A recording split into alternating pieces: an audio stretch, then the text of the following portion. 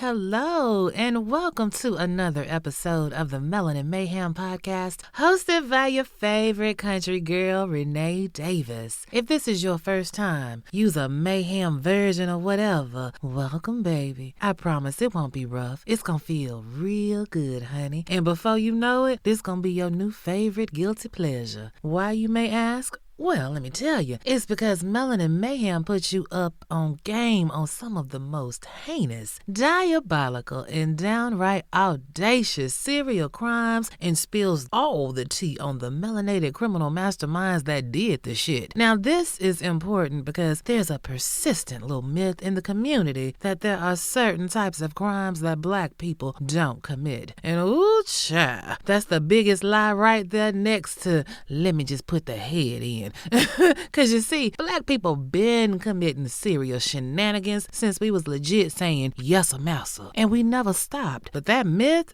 ooh, honey, it's fucking us up because these violent motherfuckers is getting away with their crimes because ain't nobody checking for us. Oh, and another reason you're gonna love this podcast is because my mouth is a little bit reckless, so govern yourselves accordingly.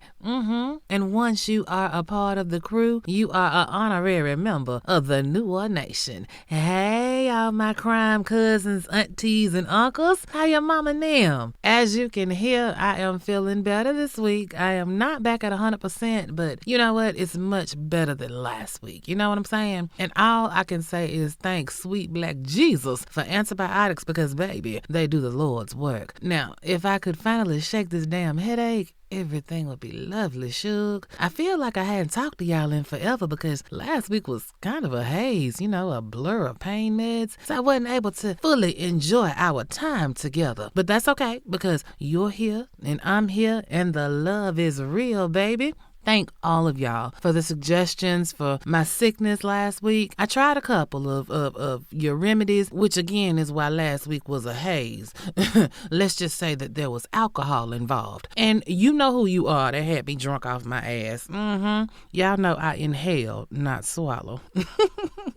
Now, we got a couple of church announcements before we jump this thing off. Tickets are on sale now for the Black True Crime Collective live show October 18th right here in lovely ATL. The link for the tickets as well as the hotel accommodations are listed in the show notes for today's episode. The BTCC is bringing you 4 true crime stories as well as a sip and paint environment, baby. So go on ahead and put in for that PTO and make your travel arrangements and get your tickets to the Crime Cocktails and Canvases live show. Next up is a reminder, don't forget your Melanin Mayhem merch. You can do a little retail therapy over at melaninmayhempodcast.com. And I've had a couple of people hit me up requesting their favorite nayism. And yes, I do that as well. I'm talking about I've had some t-shirts, I've done a couple of hats, as well as a couple of canvas totes. So if there is something that you need in your life that you don't see on the site, let your girl know and we can make it work, sugar. Okay, and I think that's about it for this week's announcements. Now we can move on to the business at hand, okay? So I gotta let you know, I have a passion project, if you will. I am low-key obsessed with black women on death row. Because, in this country as well as pretty much all over the world, the patriarchy of it all. Folks just don't like state-sponsored killations of women folk. But like everything, there are always outliers. And I mean, just as a group, women make up less than 3% of all death row inmates. In totality, from 1973 to 2022, there were about 8,900 death sentences given out. And of those, only 186 were given to a woman. And of those 186, 47 were black women. Now, the Caucasticals, they led the way with 118. Our Latina sisters had a healthy 14. And then the last 7, they fell under the heading of Native American/Asian. Now, again, that's through 2022. Currently in the U.S., there are 48 women that are on death row as of February of this year. And of those 48, 10 of them are black women.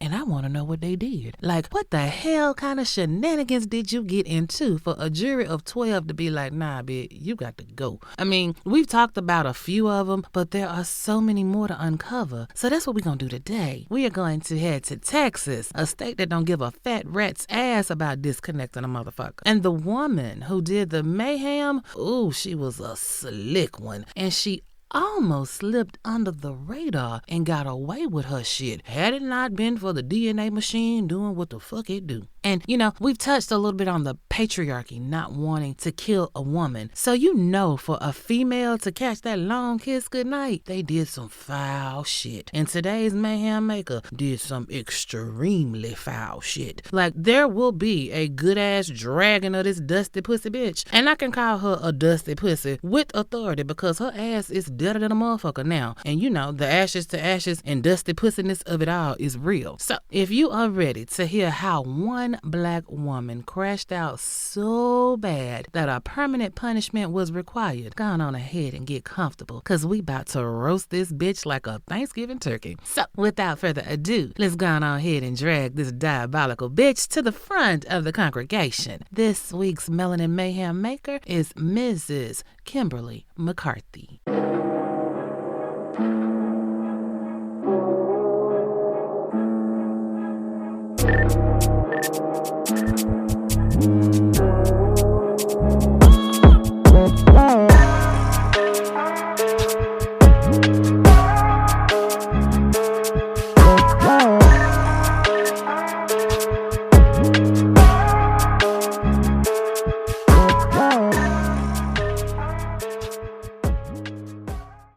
All right, y'all, let's go on ahead and get started. Kimberly LaGale Griffin was born May 11th, 1961 in Greenville, Texas. Her mama was Tredis Griffin, and don't know who her daddy was, but we know that she was born, and from what I've been able to find, she had a pretty decent upbringing. No issues with the law. She wasn't around here killing cats or anything like that. She was just a regular girl doing regular shit. She graduated from high school, got a little bit of schooling under her belt, and then began working as an occupational therapist in a nursing home. Okay, Kim, working with the seniors is a good thing, right? That means that you are compassionate and you are caring. You have patience or whatever. Okay, Kim, I see you. Well, in 1993, 33-year-old Kimberly got married to a man named Aaron Michaels, who is the founder of the new Black Panthers in Texas. Okay, so pro-black on everything, right? They get right on to work on practicing their baby-making skills, and Kim and Mike had a baby boy shortly thereafter. So it sounds like Kim is all right, Nate. How the hell did she end up on a Melanin Mayhem Death Row Diva edition? Well, I'll tell you, not everybody made it through the 80s and 90s unscathed. See, it's a tale that's all too familiar. Kim got a little taste of that pipe.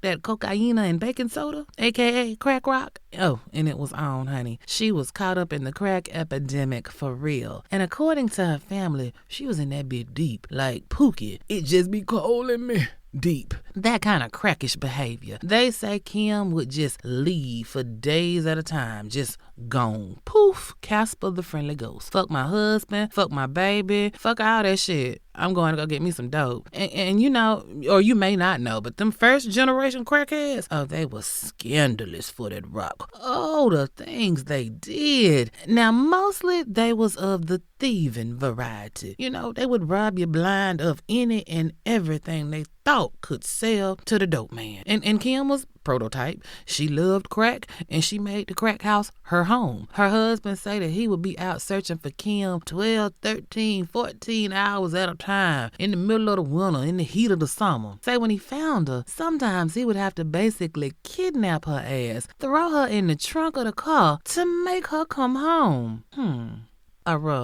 First off, 12 to 14 hour days, sir, that's a whole ass job with overtime, and you ain't getting paid for it. And I ain't gonna call you a lie, but I think you stretching the truth a little bit. I mean, you might have did that when she first got on that dope, but once she was an established crackhead, when that became her actual job title, You wasn't out there beating them streets like that. And if you was searching for them many hours, she was definitely a whole ass, full-blown, I suck your dick ass crack fiend. I mean, you can't bullshit a bullshitter. I was there too. I mean, at some point, clearly you came to the realization that Kim was a lost cause, because when Kim did her Mayhem thing, y'all had been separated for a minute, and I found that you had filed for divorce in 1996, just 3 short years after jumping the broom. A public service announcement: anytime you gotta kidnap somebody to make them come home, it's a lost cause, my G. And if you don't believe me, watch Snowfall. Look at how Melody and Wanda Bell Won't Tell was portrayed. The shit was real.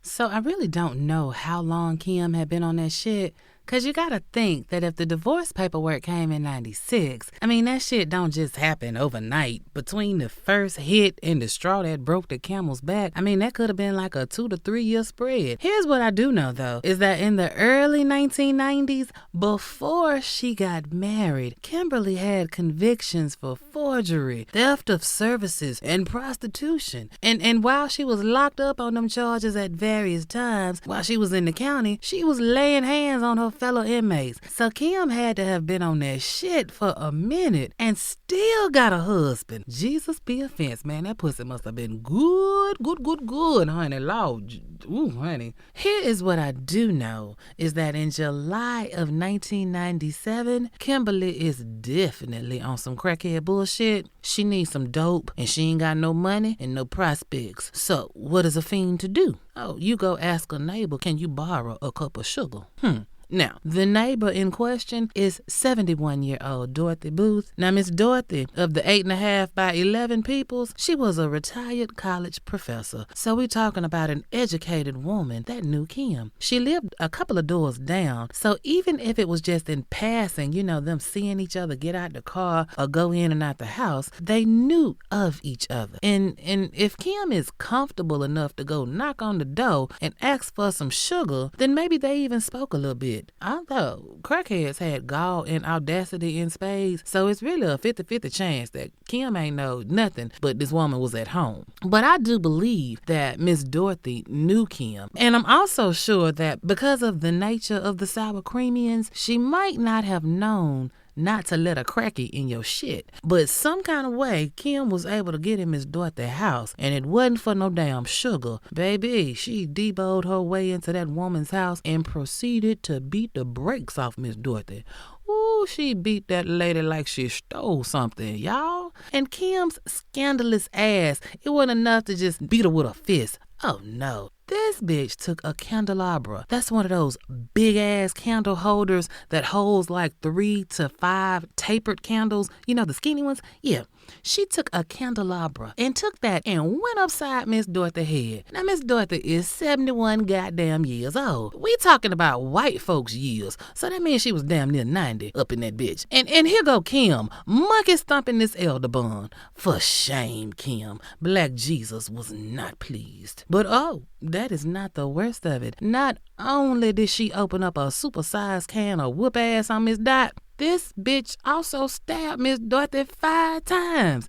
Kimberly, what in the entire fuck? Like, it didn't even take all that. That woman was stunned after the first time you popped her. You could have just mushed her in her head and she'd have gave up everything. But oh no, you got to beat her. Beat her like Sophia. You told Hoppo to beat me. And then, you know, when you hit old white folks, they bruise and they swell, right? You got the order operations wrong. Because Miss Dorothy got a big, pretty wedding set on her little bony hand. If robbing was what you came in here to do, you supposed to got that bitch first. I mean, again, if this is a robbing spree. But nope, Kim gonna beat her first. And like I said, she swole up trying to block them blows.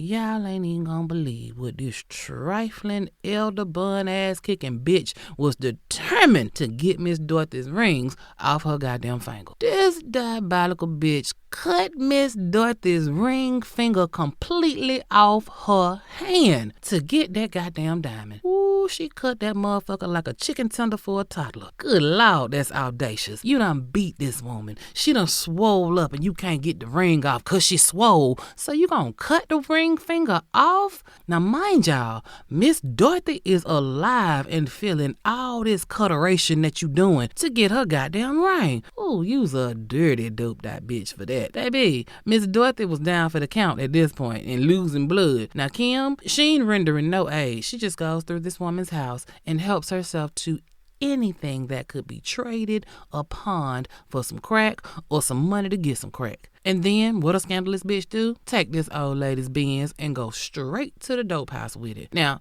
after she left the dope house, smoked the shit, she goes to the pawn shop and she hawks Miss Dorothy's platinum band and ring for guess how much, y'all? $200 funky.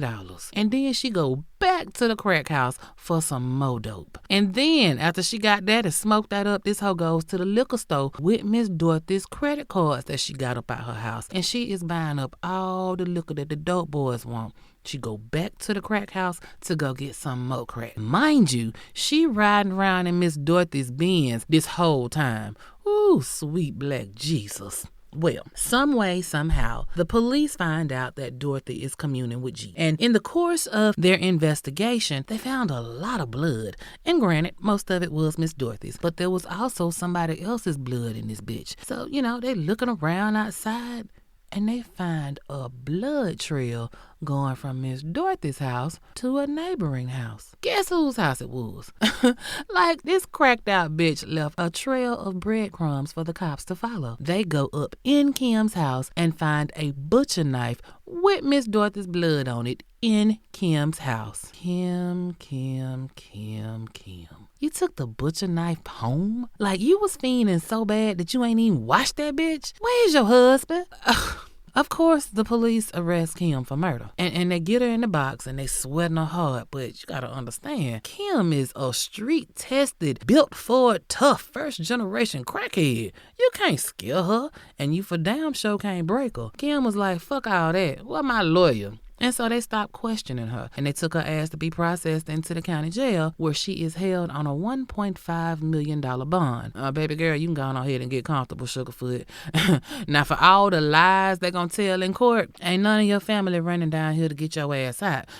They were Condians for real, and they ain't about to put the house up to get your crackhead ass out of jail. Oh, no. But you see, here is where it gets interesting. Why it's interesting?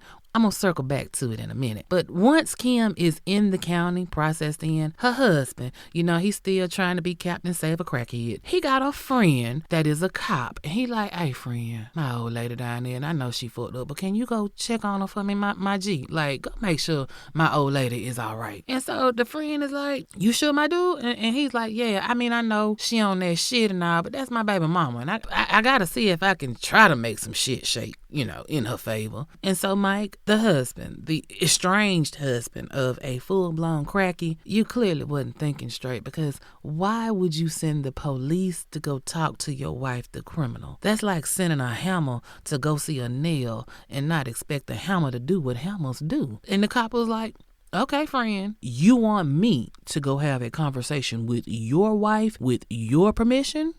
Bet. And that's exactly what the fuck the cop did. He went and told his fellow brothers in blue that was working on Miss Dorothy Booth's murder case that he had an in on the suspect and he could get her to talk.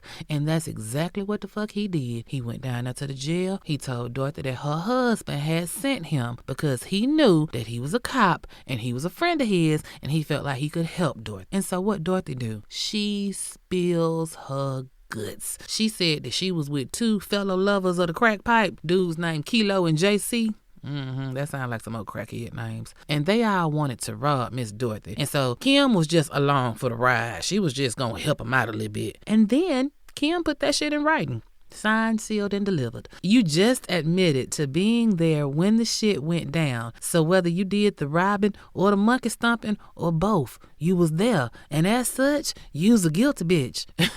Sent that shit right on over to the DA, and now it's time to crank up the jury. So in November of 1998, 37-year-old Kimberly finds herself in a courtroom fighting to stay alive because the prosecution is like, nah, bitch, we're going for the death penalty. And their case was simple. They said that Kim was an out-of-control drug addict and a monster that brutally murdered her neighbor for some crack, and they had the murder weapon, and they had DNA, and they had a signed confession. Sounds kind of slam dunk to me. And the defense, they must have went with a court appointed, because their defense was, y'all know Kim, she really is a good person when she ain't using crack. That's all you got? you got to do better than that. She's fighting for her life, baby. November 17th, 1998, the jury was like, yeah, bitch, your time is up. You got to go. And you might not know this, but after the jury passes their judgment, we move to the penalty phase of a trial. They got to figure out what we're going to do with your ass now, Are we going to let you get 3 hots and a cot for the rest of your life with an opportunity to get out or no? Or we going to disconnect your ass?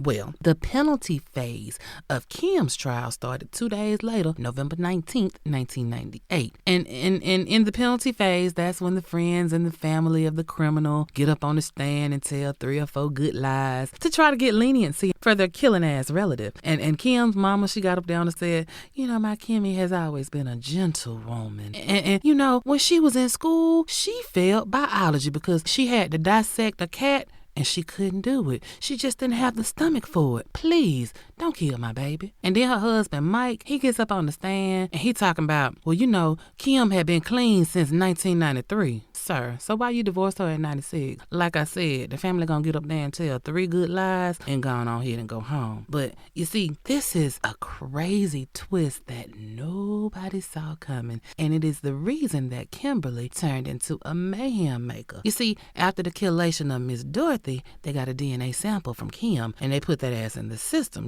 They wanted to prove that she was the murderer that murdered Miss Dorothy. And she was. But imagine the surprise some weeks later when the DNA machine started spitting out some moti on Kim. Come to find out, Kimberly's DNA is also found on 2 more murder victims from 1988. Yes, honey, damn near 10 years before she sent Miss Dorothy on to glory, she had already sent 2 other women to the upper room. 81-year-old Maggie Harding was a longtime friend of Kim's family, close enough that she had helped organize Kim's wedding, and she let Kim leave some of her stuff at her excess furniture and shit that couldn't fit in her house. Miss Maggie let Kim leave it at her house. Baby, tell me why Miss Maggie was stabbed a bunch of times, all in her face and chest and stomach, and she even stuck her through her heart. Kim done opened up a whole ass can of whoop ass on this lady too. Fucked her face all the way up.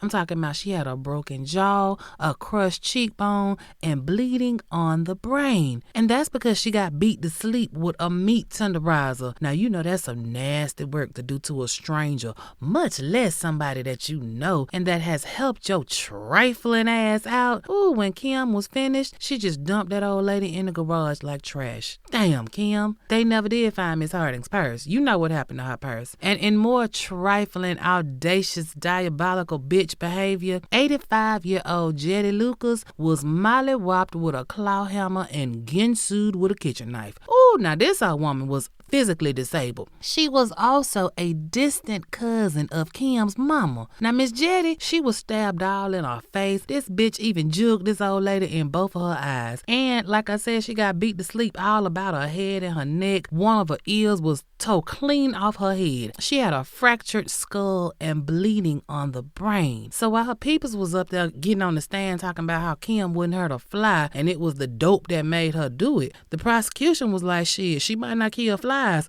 but she'll fuck a elderbun up. And we just filed brand new charges to hit her ass with 2 counts of capital murder for killing them 2 senior citizens. Damn, Kim. Well, now wait just a goddamn minute. The math ain't mathin'. Now Kim and Mike, they got married in 93. You mean to tell me she was already a full-blown crackhead when you met her, Mike? I mean, if she was beating a woman to sleep in 88, that's 5 years before y'all jumped the broom, and you still married her? You saying that she's only violent when she on that dope? I mean, if she beating these old folks to sleep, I'm just saying, no tea, no shade. Nah, that's not right, shit. Yeah, all the tea, and I'm being shady as fuck. It's law-abiding, non-dope smoking women out here that can't find a man that got Sierra's prayer tape, the air mirror they own. They can't even buy a man. But this bitch was a fully formed crackhead and she got a husband? Sweet black Jesus. Okay, not the point, but it needed to be said. Now, back at the courthouse, now that all this cold case mayhem has been exposed, the jury was like, shit, say less, and they voted to cut Kimberly McCarthy's water off on November 24th, 1998. Judge Greg Davis, no relation. He was like, all right then, let's get on with it. He made Kim a formal invitation to the death chamber. Now, after all was said and done, some of Kim's peoples, they go and get in front of reporters on that real nigga bullshit. They talking about how they can't believe the jury gave her the long kiss goodnight. They shocked and amazed. One uncle took it a step further. Uncle Edward Morden, Yeah, I'm finna drag you a little bit, Unc. Uncle Edward Morden was talking about, this is just horrible. It's perfectly wrong. She's just not that kind of person. I'm totally shocked by the decision of the jury. It didn't warrant the death penalty. Uncle. Bruh, man, with all due respect, go sit your ass down somewhere. Your niece is a whole ass murderer 3 times over. She fucked up her neighbor for some dope. She ain't show a piece of compassion, not a morsel of remorse. Miss Dorothy died a horrible death and got her goddamn finger cut off. Yeah, your niece, she deserve an eye for an eye, baby. At the very minimum. Now, we all know that the appeal process in a death penalty case is automatic and lengthy. And normally, this is when I would tell you that Kim got a whole bunch of hell to the nows. But au contraire, mon frere, that is not what happened. Kimberly won her appeal. And on December 12th, 2001, the Texas Supreme Court overturned her death sentence and told them that they had to retry that ass. Ooh, Lord. The reason? The Court of Appeals found that police officer, even though Kim was arrested, she was improperly questioned after Kim said those magic words that I want a lawyer. And even though the cops in the box, they did stop questioning her. Y'all remember that cop friend that the husband sent in afterwards that was not acting in the capacity of a friend? He was a whole ass cop asking questions after Kim said that she wanted a lawyer, and everything he got from her that day, they used at her trial to convict her. Ooh, baby. What I like to say, shut the fuck up is free. It sure is. But just as important as when you interacting with cops and handcuffs are involved, it's getting your mouthpiece to speak for you while you are in the midst of shutting the fuck up. And while Kim clearly didn't shut the fuck up, she did say the magic words, and they tried to run a rope-a-dope around that shit, and it worked out to get her guilty ass another trial. Now, of course, the Dallas County DA, they was in their feelings about that shit. Damn, we gotta do this shit again because the police done fucked up my case. But they was up for the shits and went right on and refiled them same charges against Kim. I mean, for real, they just pulled out the original case file and made a copy of everything and changed the date and ran that shit back. Now, Kim was back in the courtroom on October 20th of 2002, and the jury came back with the same conclusion that she was guilty as fuck and re-sentenced that ass to death on November 1st, 2002. Now, she ran through her appeal process, and there were many of them, but on January 29th, 2013, Kim is like hours away from getting her water turned off when she got one reprieve from the Dallas State District Judge, Larry Mitchell. Now, Larry rescheduled her execution to April 3rd, 2013, just to give Kim's lawyers just enough time to try for one more appeal. The basis of the appeal was that Kim's jury was predominantly white, and it should have had a little more color to it. I mean, the racial makeup was like 11 white people to one black person on the jury, so they said that the jury selection was done improperly, and maybe if there had a few more bits of color on it, they wouldn't have given her the death penalty. That they only did that shit because they were prejudiced, not because she was guilty as fuck. Well, that appeal was denied, and with the court ruling, they said, look here, you should have brought this shit up long before now, and so the disconnection is back on. Baby Kim finally got her chance in the death chamber on June 26, 2013. At 6:17 p.m., the prison officials started administering the lethal cocktail of death to her body, and Kim had a few words for her witnesses, which were her attorney, her spiritual advisor, and of course, ex-husband, Captain Saver Crackhead Michael. And she said, quote, "This is not a loss. This is a win. You know where I'm going. I'm going home to be with Jesus. Keep the faith. I love you all." End quote. And as the drugs started taking effect, Kim's final words were, "God is great." And then she closed her eyes and went on to wherever her final destination was. She was pronounced dead at 6:37 p.m., 20 minutes after the drugs were pushed into her system.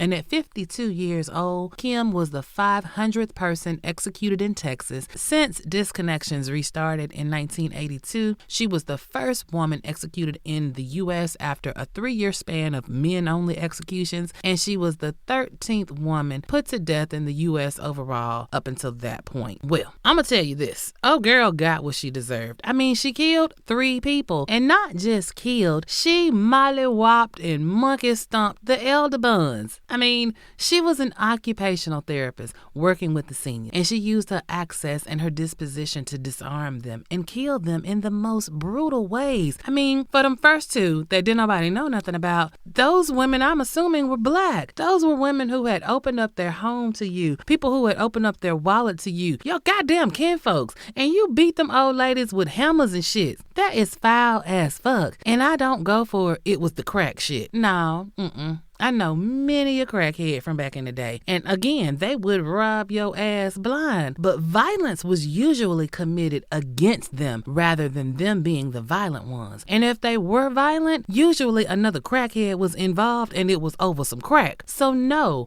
crack didn't make her a killer. She was a killer, in my opinion, before the crack. Like, she murdered those first ladies that we didn't know about 10 years before she killed Miss Dorothy. 10 years. And I don't care. If those 2 were out there, how many more are out there where maybe she didn't leave any DNA or they didn't collect any DNA because they thought these old women died of natural causes? I mean, we know from these serial killing streets that it's more like Lay's potato chips. They can't do just one. And so who knows how many other old biddies lost their life because of Kim. And I cannot close the door on this one without a few good words for the family of Kim's pussy punk ass. How the fuck are y'all gonna have the audacity to be outraged because Kim got a disconnect notice? Talking about it's too much. If y'all don't have several seats, like y'all was there in the courtroom, y'all heard how Miss Dot caught them hands and lost one of her fingers. That bitch cut that woman's finger clean off her hand to take some damn rings. That's audacious than a motherfucker. And you find out that Kim did 2 other ones that was peoples y'all know, and y'all got the nerve to say that the jury overreacted? Are you serious? I mean, that's the shit you say at the house, in the kitchen, amongst yourselves. You don't say that right outside the courthouse when there's a whole ass court transcript of bullshit that this bitch has done. If anybody was doing the most, it's y'all. Kim got exactly what she deserved. You play stupid games, you win stupid prizes. I mean, if you're gonna kill somebody, at least kill for a cause, right? I mean, if Miss Dorothy was fucking Kim up or trying to take her life, then sure, You match energy. But this woman opened the door to give your funky ass relative a cup of sugar, knowing that she was a crackhead and probably about to rob her of something. And she still opened the door. And that's just the white in her. I'm just saying. And instead of overpowering this woman and just deboing her out her shit straight up, she decided to be a killer. Y'all know I'm Old Testament like a motherfucker. An eye for an eye, baby, cut her shit off too. She got off easy if you ask me. They didn't botch her execution. The meds put her ass to sleep. They say this bitch was in the death chamber snoring before she went on to the lower room. Cause baby, I sincerely hope that she bust hell wide open with a gasoline thong on. And that, New Orleans Nation, was the story of Kimberly McCarthy, the murdering murderer that murdered the elderbuns in Texas. What say you, New Orleans Nation? Was I too harsh on Kim's killing ass? Let's talk about it on social media. You can find me on IG, YouTube, and Facebook as Melanin Mayhem Podcast, and on X, I am Melanin Mayhem PC. The DMs are wide open and the email is too. You can hit me at melaninmayhempodcast@gmail.com. There is a fabulous discussion group on Facebook that you can join. Just search for the Melanin Mayhem Podcast discussion group. Answer a couple of questions and I promise I will let you in. Okay. New Orleans Nation, do not forget to spread the love and bless everybody you know with the country girl. We on the hunt for monetization and every ear helps. In our discussion group, we like 650 deep and I would love to hit 1,000 by the end of the year. Now this week's New Orleans Nation shout out goes to Queen Nubian!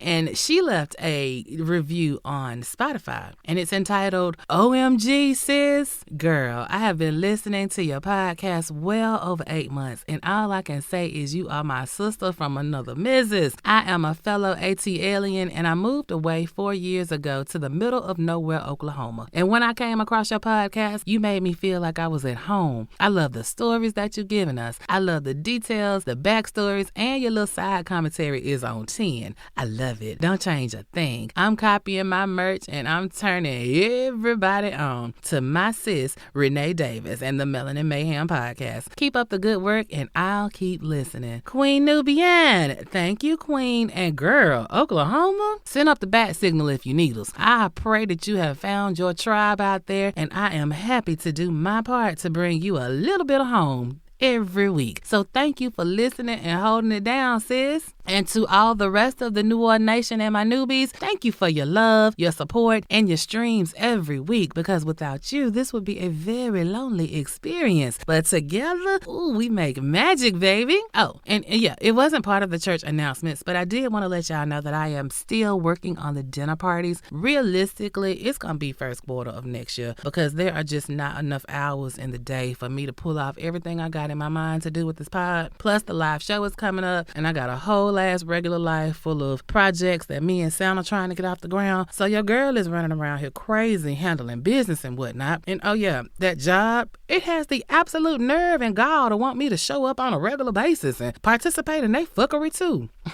I can't wait till somebody let me hit the lottery or just pay me to sit there. But until then, we're gonna push on with pride. So y'all know what it is. I gotta go get in the lab and tweak this thing just a little bit. So you know how we go. Y'all stay safe and y'all stay ever vigilant.